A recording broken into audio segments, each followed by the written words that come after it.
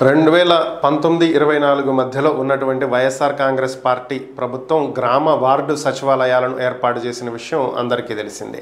ఎటువంటి సేవలు కావాలన్నా ప్రజలు ఎంఆర్ఓ ఆఫీసుల చుట్టూ, ఆర్ఐ ఆఫీసుల చుట్టూ తిరిగేటువంటి అవసరం లేకుండా అన్ని రకాలైనటువంటి సర్టిఫికెట్లు, రిజిస్ట్రేషన్లు అన్నీ కూడా సచివాలయాల్లోనే జరిగేలాగా కొన్ని నిబంధనలను, కొన్ని మార్పులు చేర్పులు తీసుకురావటం జరిగింది. అలాగే registrations, land registrations, house registrations, marriage certificate, death, birth certificates, ఇలాంటి రిజిస్ట్రేషన్స్ అన్నీ కూడా సచివాలయాలకి అనుసంధానం చేస్తూ నిర్ణయాలు తీసుకోవడం జరిగింది. అయితే కూటమి ప్రభుత్వం ఒక ప్రత్యేకమైనటువంటి నిబంధనను తీసుకురావటం జరిగింది.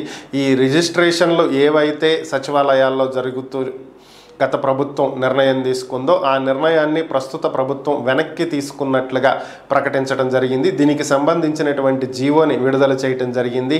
ఇక స్టాంప్స్ అండ్ రిజిస్ట్రేషన్స్ శాఖ సంబంధించి వారు తదుపరి చర్యలను చేపడతారని కూడా ఈ జీవోలో పేర్కొనడం జరిగింది. ఇక నుంచి రిజిస్ట్రేషన్స్ ఏవి కూడా గ్రామ వార్డు సచివాలయాల్లో చేయొద్దు అంటూ శాఖకు సంబంధించినటువంటి ప్రత్యేక కార్యదర్శి ప్రత్యేక కార్యదర్శి ఆర్పి సిసోడియా పేరుతోటి ఈ జీవో విడుదలైంది.